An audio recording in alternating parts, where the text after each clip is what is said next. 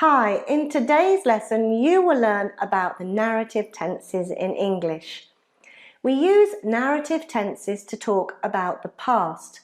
We can use them to tell a story or to describe past events, including personal anecdotes.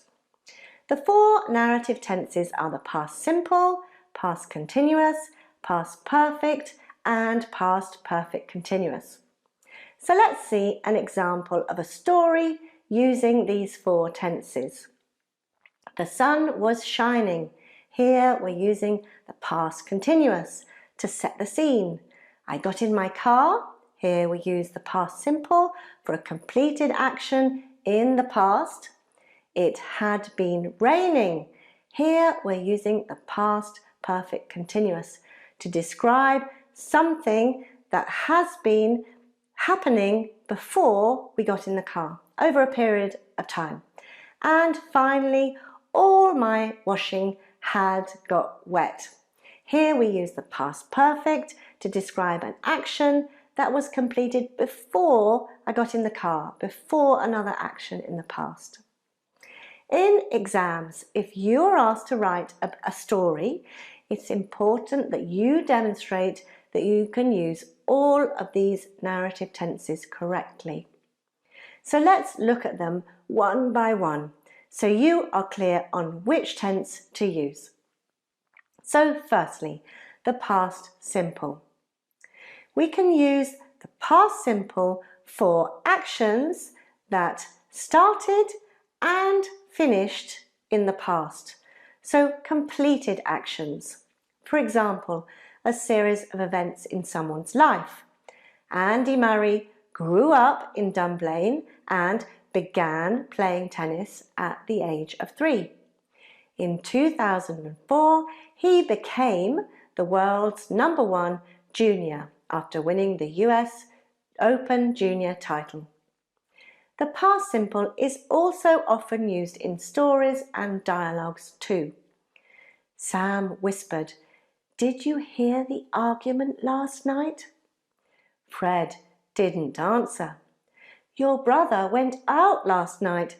He didn't come back." Moving on to the past continuous. We use the past continuous for background information and to describe a scene or situation that continued for some time, or an action in progress in the past. For instance, at 8 p.m. Lee was still sleeping. This action continued for some time. It's setting the scene. Or the dog was barking loudly. Again, this action continues and gives you background information. So let's now look at the form. So it's the subject plus was or were and the ing form of the verb. For example, I was working. You were working. He, she, or it was working. We and they were working. In the negative, it becomes wasn't and weren't and the ing form of the verb. So now let's look at how these tenses work together. We often use the past simple and the past continuous together when one action interrupts another. For instance, I was walking on the pavement when I saw a cat in a tree. Imagine a timeline. So this is the past and we have I was walking here, which is a longer action in the past, which was interrupted by the short completed action I saw. Here it's represented by the cross.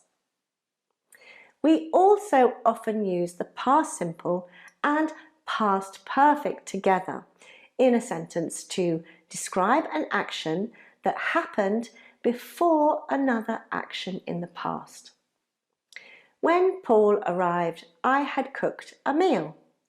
Again, thinking of our timeline, ask yourself which action happened first, and that goes in the past perfect.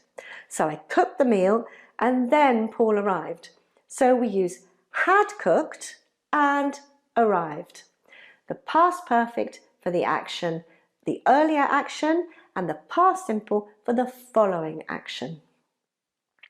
The form is I had plus the past participle of the verb. Had is the same for all subjects. So you had, he, she, it had, we had, they had, etc. In spoken English, we usually use the contracted form of had. I'd, you'd, he'd, she'd, it, we'd, they'd. In the negative, we say hadn't plus the past participle, and again, it's the same for all subjects. Finally, let's look at the past perfect continuous.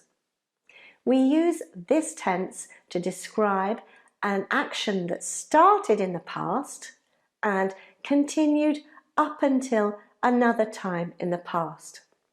So it's an action that takes place over a period of time. So let's think back to my original example of the narrative tenses. It had been raining. It started raining in the past up until I got in the car. Let's look at the timeline. It's like the past perfect tense, but is happening over a period of time. It happens before and over a period of time up until I got into my car, or another action in the past. So let's look at the form.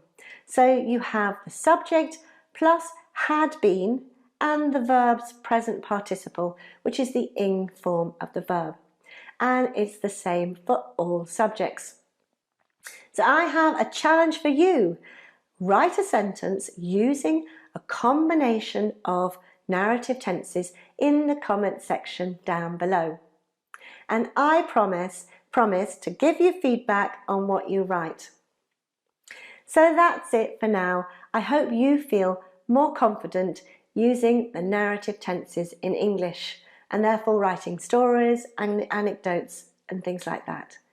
Remember to like this video if you found it useful, share it with your friends and colleagues learning English, and subscribe to my channel Oxford English Now so you don't miss out on any new English language videos. Bye bye, take care, and see you very soon.